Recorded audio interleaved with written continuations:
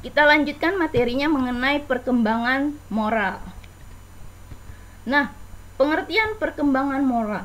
Menurut Harlock, moral itu berasal dari kata more atau mores, yang artinya budi bahasa, adat istiadat, dan cara kebiasaan rakyat. Jadi, suatu tingkah laku dikatakan bermoral apabila tingkah laku itu sesuai dengan nilai-nilai moral yang berlaku dalam kelompok sosial di mana anak itu hidup. Jadi menurut kamu, dengan tugas kamu, coba tuliskan dengan kata-kata kamu sendiri apa itu arti perkembangan moral dengan kalimat kamu sendiri. Hanya satu paragraf saja. 2. Tingkatan dan tahapan perkembangan moral. Nah, tingkatan pertama itu adalah penalaran prakonvensional. Pada tingkatan ini, anak tidak memperlihatkan internalisasi nilai-nilai moral. Karena moral ini biasanya dikendalikan oleh imbalan atau hadiah atau hukuman eksternal dari orang tua. Jadi pada tahapan ini anak memperlihatkan baik buruknya dia karena ada hadiah dari orang lain. Pada tingkatan ini ada 2 tahapan. Yang tahapan pertama adalah orientasi hukuman dan ketaatan. Nah, pada tahap ini tahap pertama, moralnya anak berdasarkan hukuman yang diberikan oleh orang tua. Jika kamu pergi sekolah, kamu akan mendapatkan uang jajan. Jika kamu tidak sekolah, maka kamu akan saya pukul. Itu contoh dari orientasi hukuman dan ketaatan. Tahap kedua yaitu individualisme dan tujuan. Pada tahapan ini, moralnya anak berdasarkan imbalan dan hadiah ditambah dengan keinginan dari anak sendiri. Jadi anak ingin merasakan terlihat baik sehingga menghasilkan hadiah. Walaupun ada hadiahnya, tapi ada tujuan dari dirinya sendiri untuk terlihat baik. Nah, pada tingkatan kedua yaitu penalaran konvensional.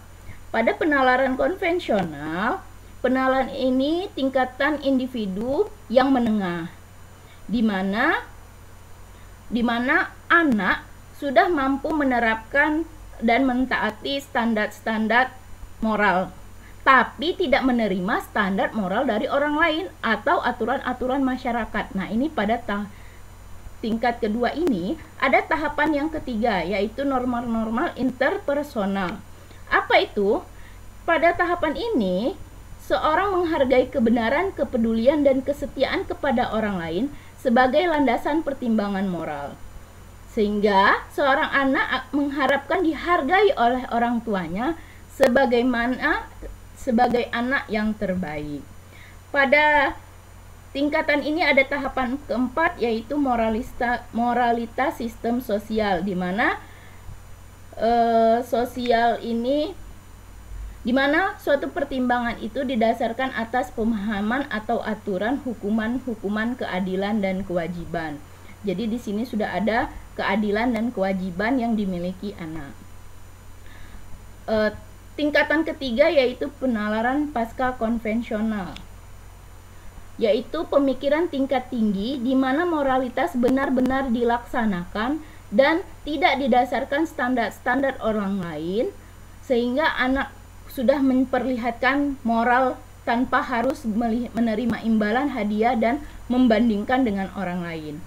Nah, pada tingkatan ini ada juga 2 tahapan. Yang tahapan kelima itu hak-hak masyarakat versus hak-hak individu, di mana anak sudah memahami perkembangan moralnya, sudah sampai di mana ketika di masyarakat bermoral seperti apa, ketika individu sendiri harus seperti apa. Dan pada tahapan ke-6 yaitu prinsip etis universal, di mana moralnya anak sudah mampu memahami prinsip yang berlaku secara umum.